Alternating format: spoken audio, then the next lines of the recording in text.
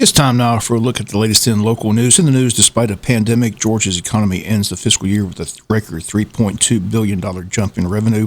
Figures released yesterday by the governor's office, $3.2 billion increase in state tax collections during the recently completed fiscal year as both income and sales soared, according to the report released Monday. That will leave the state with a nice hefty surplus when all the bills are paid for fiscal year 2021, which ended on June the 30th.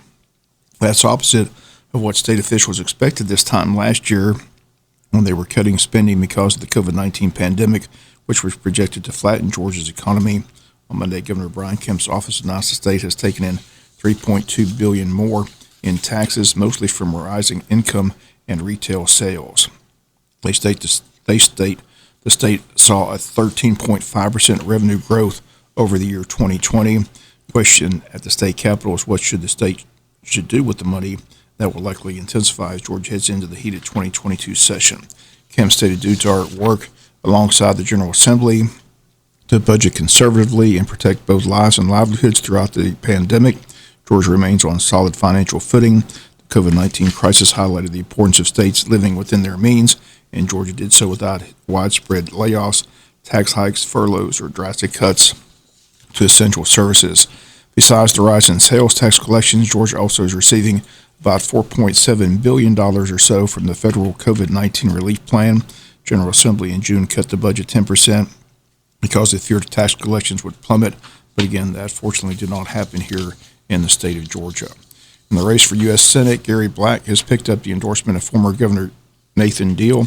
Black, still the most prominent Republican running for the U.S. Senate seat at this time, while most other candidates are sitting back waiting to see if Herschel Walker enters the race. Republicans out to unseat Democratic incumbent Raphael Warnock, who continues to build his war chest. Again, currently he states he has about $12 million to run for re-election. Again, many Republicans expressing doubts now about Herschel Walker entering the race. They said he hasn't lived in the state for decades. His stance on key policy issues are unknown. He's yet to make the move to the state of Georgia. And Warnock continues to increase his fundraising numbers and raising more than $12 million. Once again, Gary Black, the only Republican to make the leap into the race at this time, yesterday picking up the endorsement of former Governor Nathan Deal. Wayne County's summer feeding program continues each Tuesday and Thursday. That's going to be the topic of our Butch and Bob show today. Randy Trapnell and his staff will be in to talk about this ongoing project. Again, it got underway June 3rd, runs through August 3rd, and no meal distribution on July 29th. Locations are Wayne County High School, Martha Ross Smith Elementary, Jesup Elementary, and Odom Elementary. Again, available for children ages 0 to 18 years of age and people with special needs, free of charge. Meals for multiple days provided in each bag. Breakfast and lunch provided in each bag. Again, pick up a drive-through service. And that's the topic of this morning's Butch and Bob show, the Wayne County Summer Feeding Program. We'll be back with more news after this word from our sponsor, other commercial messages, so please stay tuned. The GBI is proud to announce that the Organization of Scientific Area Committee, better known as OSAC, for Forensic Science, has recognized the GBI Crime Lab for implementing and nationally recognized standards for its forensic laboratory system. The voluntary implementation of OSAC standards that occurred in 2020 demonstrates the lab's commitment to serving the citizens of Georgia at a high level. OSAC, led by the National Institute of Standards and Technology, continues to promote standardization in forensic science, which will bolster the public's confidence in the work of the forensic science community. To obtain OSAC standards, GBI Crime Lab has become a voluntary self-adopter. When applicable standards are added to the OSAC registry, they are reviewed by the appropriate scientific discipline at the laboratory. If the laboratory is not meeting the standard, an implementation plan is developed for adoption. To date, 25 labs in the United States have received the official recognition as an OSAC standard implementer. The GBI Crimes Lab headquarters facility was assigned the first certificate. The Crime Lab Director, Cleveland Miles, says the GBI Crime Lab is committed to providing superior forensic services to our patrons and citizens. The work that we do is of the utmost importance, so the responsibility to do our best is not taken lightly. We embrace the idea of self-examination and align our processes with the top standards in the forensic field. This is how we drive ourselves as a laboratory system to produce the best quality work product possible. To know better is to do better. GBI Crime Lab currently has 5 OSAC members and affiliates representing the lab's trace evidence, drug identification, and impression sections. Lab system will continue to focus on providing the highest quality forensic services to its customers and explore ways to improve its processes. Larry Lee was convicted of the malice murders for the Jones murders back in the mid-'80s in Wayne County, but later had that conviction and sentence tossed on appeal, has now been recommended for the Georgia Department of Corrections Work Release Program. This is a program that provides a transitional environment prior to release from prison.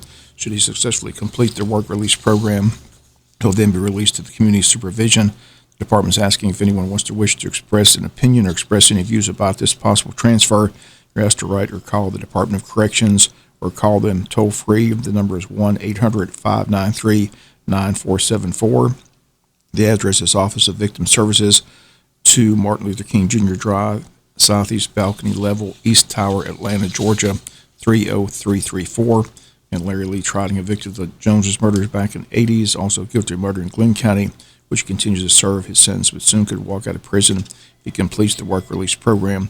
Once again, if you wish to make an opinion or call the Office of Victim Services and express an opinion, toll-free number again, 1-800-593-9474.